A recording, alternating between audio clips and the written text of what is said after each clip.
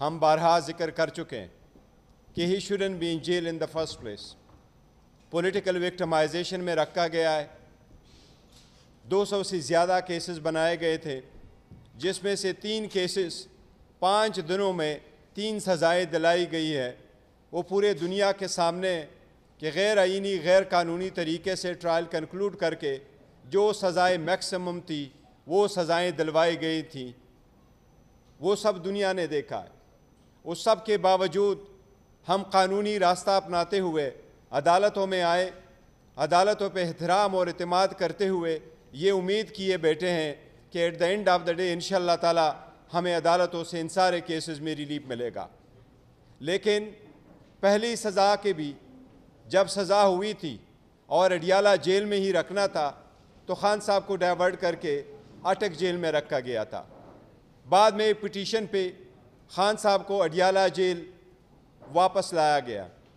इसके साथ ही बीबी साहिबा की भी कन्विक्शन हुई थी, तो किसी रिक्वेस्ट के बग़ैर, किसी परमिशन लिए बग़ैर, किसी को कॉन्फिडेंस में लिए बग़ैर, किसी को इतला किए बग़ैर बीबी को आइसोलेशन में रखा गया, एक कमरे में बंद किया गया, सारे शीशों को भी बंद किया गया और वो अपने घर में ये कहा गया कि वो नज़रबंद है, जबकि हम समझते हैं अडियाला की हालत उससे भी ज़्यादा बेहतर होती अगर वो वहाँ होती। तो खान साहब से रिलेटेड स्पेसिफ़िकली आपके गोश्तगुजार करवा रहे हैं कि उनसे मुलाकातों के सिलसिले में 10 पिटीशनें फ़ाइल हुई थी आन एंड आप इस्लामाबाद हाई कोर्ट में।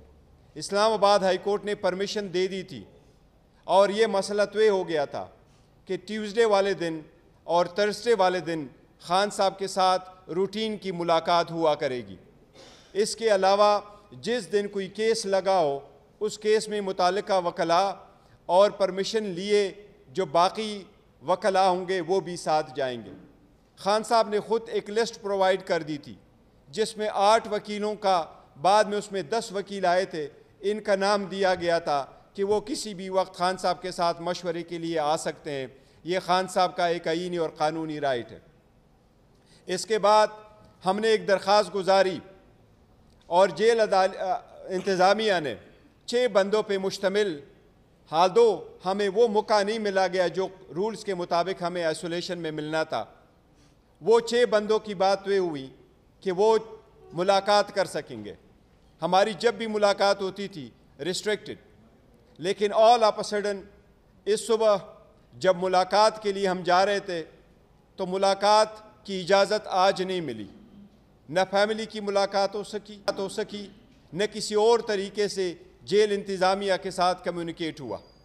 ये अलबत्ता बताया गया कि 2 हफ्ते के लिए एक ब्लैंकेट किस्म की रिस्ट्रिक्शन लगाई गई है और वो बहाना ये बनाया गया एक्सक्यूज़ कि दहशतगर्दी का ख़तरा है।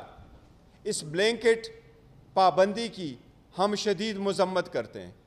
हम मुतालबा करते हैं कि इसको लेने से पहले उसकी फैमिली मेंबर्स को बताना था, वकला को बताना था, पार्टी लीडरशिप को बताना था। ऐसे ब्लैंकेट पाबंदी गैर आईनी, गैर कानूनी है। हमें पहले भी शदीद ख़तरात का अंदेशा था। खान साहब की ज़िंदगी भी पहले भी 2 मरतबा अटैक हो चुके हैं। उनकी ज़िंदगी को जो लायक ख़तरात थे वो सारी दुनिया को मालूम है, लेकिन ऑल ऑफ अ सडन उनको बंद करके करना इस बात की तरफ निशानी है कि खान साहब की ज़िंदगी को ख़तरा है। और ख़तरा उन लोगों से पहले वो महसूस करते रहें जिनके हाथों में उनकी कस्टडी है।